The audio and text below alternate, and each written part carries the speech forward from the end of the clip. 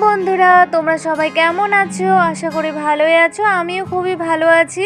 বন্ধুরা, আজকে খুবই সহজভাবে একদম ঘরোয়া পদ্ধতিতে তোমাদের পাস্তা বানিয়ে দেখাবো। তোমরা সবাই একটি লাইক ও একটি সুন্দর কমেন্ট করে পুরো রেসিপিটি একদম স্কিপ না করে দেখতে থাকো। এখানে 150 গ্রাম পাস্তা নিয়েছি। এখানে নিয়েছি একটি ক্যাপসিকাম কুচি, একটি গাজর কুচি, একটি টমেটো কুচি, দুটো কাঁচা লঙ্কা কুচি আর একটি মাঝারি সাইজের পেঁয়াজ কুচি। সবগুলো একইভাবে কেটে নিয়েছি। কড়াইতে 2 গ্লাস মতো জল দিয়েছি আর জল খুব ভালো করে ফুটে নিয়েছি। আর এখানে সামান্য লবণ দিয়ে দিলাম।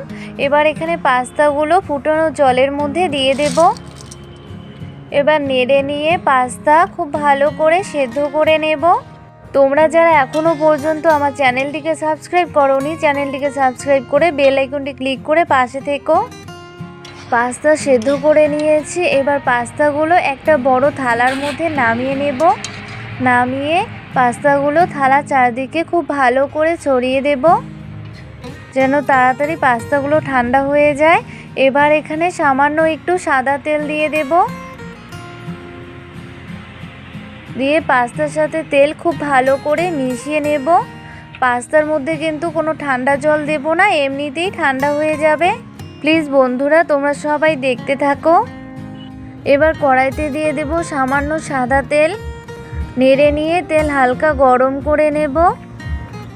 এবার তেলের মধ্যে দিয়ে দেব 1 চা চামচ আদা কুচি আর 1 চা চামচ রসুন কুচি। এবার নেড়ে নিয়ে হালকা ভেজে নেব।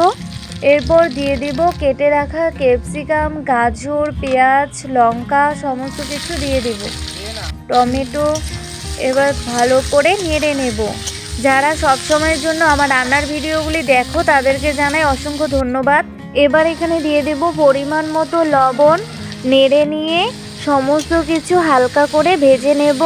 যারা যারা নতুন বন্ধু হতে চাও, বড় ভিডিও দেখে নিয়ে তারপর বন্ধু হবে। বন্ধু হয়ে কমিউনিটিতে একটি লেটার দিয়ে আসবে। সমস্ত কিছু হালকা করে ভেজে নিয়েছি। এবার এখানে দিয়ে দেব সামান্য একটু গোলমরিচ গুঁড়ো আর দিয়ে দেব 1 চামচ টমেটো সস বা টমেটো কেচাপ। এবার এখানে দিয়ে দেব 1 টেবিল চামচ ভিনিগার আর দিয়ে দেব 1 টেবিল চামচ সয়া সস আর দিয়ে দেব 1/2 চা চামচ রেড চিলি সস।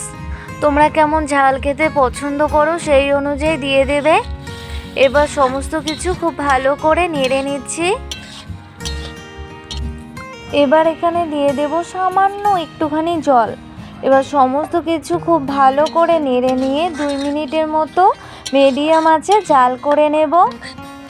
2 মিনিট পর ফিরে আসলাম। এবার এখানে পাস্তাগুলো দিয়ে দেব। এবার সমস্ত কিছু 1 মিনিটের মতো হাই আঁচে নেড়ে নেব। এভাবে রান্না করলে ছোট থেকে বড় সবাই এই পাস্তা খেতে পারবে। তোমরা অবশ্যই বাড়িতে একবার এভাবে ট্রাই করো। পাস্তা রান্না একদম কমপ্লিট। এবার নামিয়ে নেব। ঘরোয়া পদ্ধতিতে একদম সহজভাবে সবাই বানাতে পারবে আর খেতেও দারুণ লাগে। তোমাদের কেমন লাগলো অবশ্যই কমেন্টে জানাতে ভুলবে না। বন্ধুরা, এই পাস্তা রেসিপিটি দেখে যদি তোমাদের ভালো লেগে থাকে তাহলে অবশ্যই ভিডিওটিতে লাইক, কমেন্ট এবং শেয়ার করবে এবং অবশ্যই চ্যানেলটিকে সাবস্ক্রাইব করে বেল আইকনটি ক্লিক করতে ভুলবে না। আজকে এ পর্যন্তই, দেখা হবে পরের ভিডিওতে। তোমরা সবাই ভালো থেকো। বাই।